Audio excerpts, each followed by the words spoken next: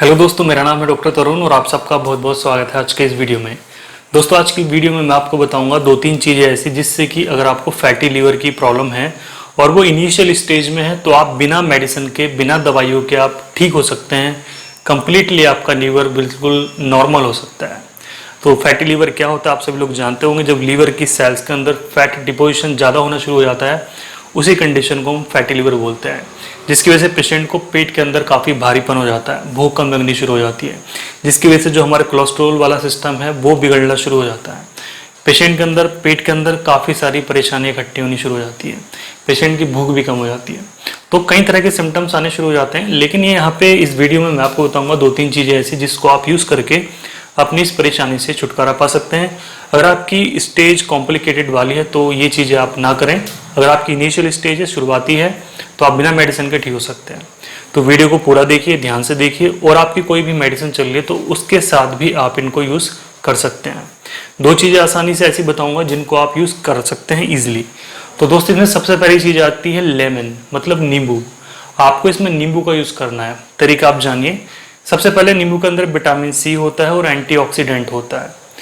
इससे क्या होगा, अगर हम उसको सुबह में खाली पेट आधा कप नींबू लेना शुरू कर देंगे, नींबू का रस लेना शुरू कर देंगे, उससे क्या होगा, जो हमारा लीवर है उसके अंदर से जो एंजाइम निकलता है ग्लूटाथियोन, उसकी मात्रा ज़्यादा निकलनी शुरू हो जाएगी, जिसकी वजह से हमारा जो लीवर है वो डिटॉक्सिफिकेशन उसका होना शुरू हो जाएगा। ठीक है, जो उसके अंदर टॉक्सिन्स जमा हो रहे हैं वो ग्लूटाथियोन के थ्रू वो बाहर निकलने शुरू हो जाएंगे। तो विटामिन सी इतना ज़्यादा हेल्पफुल होता है, और ये विटामिन सी है लेमन, जैसे मैंने आपको बताया, और ये एक अच्छा एंटीऑक्सीडेंट है। दूसरा है दोस्तों, नींबू फैट कटर होता है। आप सभी जानते हैं कि नींबू एक तरह का फैट काटने का काम करता है। हमारे शरीर के अंदर जो भी एक्सेसिव चर्बी इकट्ठी हो रही है, एडिपोज टिश्यू के अंदर चर्बी इकट्ठी हो रही है, तो उसको काटने का काम करता है। तो जितना भी आपके पास समय है, अगर 2 से 3 बार अगर आप पर डे ले सकते हैं और आधा आधा कप ले सकते हैं तो आप इसको लीजिए। थोड़ा सा नमक ऐड करके आप ले सकते हैं। अगर आपको ब्लड प्रेशर की शिकायत नहीं है, काला नमक ऐड कर सकते हैं।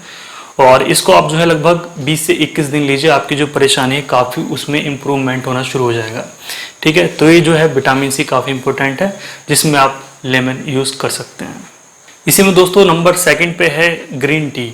ग्रीन टी को अगर आप सही मात्रा में लेते हैं, बैलेंस मात्रा में लेते हैं, तो उसका इफेक्ट लीवर के ऊपर काफ़ी अच्छा होता है। ये जो लीवर के फंक्शंस हैं उनको इम्प्रूव करने का काम करता है। ठीक है, और जो फैट वहाँ पे इकट्ठी हो रही है उसको रोकता है कि लीवर के अंदर सेल की जो सेल्स हैं उसके अंदर एडिपोज टिश्यूज जो हैं वहाँ पे फैट का डिपोजिशन ना हो। खास करके नॉन एल्कोहलिक लीवर केस में ऐसा देखा जाता है। ठीक है, तो फैटी लीवर वाले केस में भी आप इसको ले सकते हैं। सुबह शाम आप इसको ले सकते हैं। पर डे आप जो है 2 कप आप इसको लीजिए। ठीक है, सुबह शाम एक एक करके। और ये आपने लेनी है दोस्तों 15 दिन। इसको एक्सेसिव में यूज़ नहीं करना चाहिए। अगर आप इसको एक्सेस में यूज़ करेंगे तो आगे जाके प्रॉब्लम कर सकती है। तो ये 2 सिंपल सी चीज़ें मैंने आपको इसमें बताई हैं। खाने में आप और लें, जैसे कि आप पपीता यूज़ करें। पपीता काफ़ी अच्छा होता है, फैटी लीवर के लिए काफ़ी अच्छा है, डाइजेशन के लिए काफ़ी अच्छा है, और भूख के लिए काफ़ी अच्छा है। अगला है दोस्तों, इसके अंदर आप आंवले का रस आप जरूर लेना शुरू करें। आंवले का जो जूस होता है उसको आप ले आइए और उसको रोज़ पीना शुरू कीजिए। आधा कप सुबह में, आधा कप शाम में। उसको आप रेगुलर में यूज़ कीजिए, लगभग 20 दिन आप यूज़ कीजिए। ठीक है, तो ये जो सारी चीज़ें हैं मैंने यहाँ पे आपको 4 चीज़ें यहाँ पे बताई हैं। पहली बताई मैंने आपको नींबू का रस, सेकंड आपको बताया मैंने ग्रीन टी, थर्ड बताया पपीता, और फोर्थ बताया मैंने आपको आंवले का जूस। तो इन 4 में से आप 2-3 भी यूज़ कर सकते हैं या एक भी कंटिन्यू में यूज़ करते हैं, साथ में आप परहेज करते हैं। मेन चीज़ इसमें परहेज की और एक्सरसाइज की भी है। 50% भूमिका आपको मेडिसिन की देखने को मिलेगी, 50% आपको खुद परहेज करना होगा, साथ में एक्सरसाइज करनी होगी। ठीक है, एक्सरसाइज आप कोई सी भी कर सकते हैं। मैं आपको कोई ऐसी एक्सरसाइज प्रेफर नहीं करूंगा। कोई सी भी आप एक्सरसाइज कर सकते हैं जिससे कि आपको प्रेस्पिरेशन, स्वेटिंग, मतलब पसीना आना चाहिए। ठीक है, और खाने पीने का फैट वाली चीज़ें बिल्कुल बंद कर दीजिए। आप देखेंगे 15 से 20 दिन के अंदर काफ़ी इंप्रूवमेंट आपके सिम्टम्स में होना शुरू हो जाएगा, और लगभग 1 महीने बाद आप अपना अल्ट्रासाउंड करवा सकते हैं जिसमें कि आपकी कंडीशन सही आएगी। इनका कोई भी ऐसा साइड इफेक्ट नहीं है। सर्दियां अगर ज़्यादा हैं तो इनको यूज़ नहीं करना चाहिए, क्योंकि ये ठंडी होती हैं। आपको सर्दियों में खट्टा और ठंडा नुकसान दे सकता है।